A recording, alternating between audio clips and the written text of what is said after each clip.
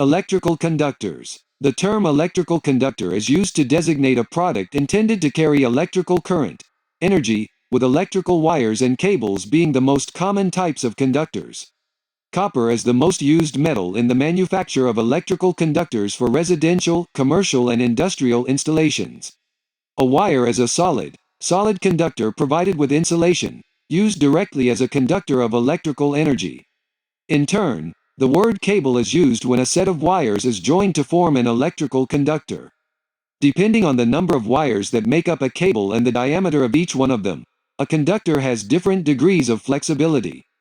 The Brazilian standard NBR-NM 280 defines some classes of flexibility for electrical conductors, namely, Class 1 are those solid conductors, wires, which have a low degree of flexibility during handling.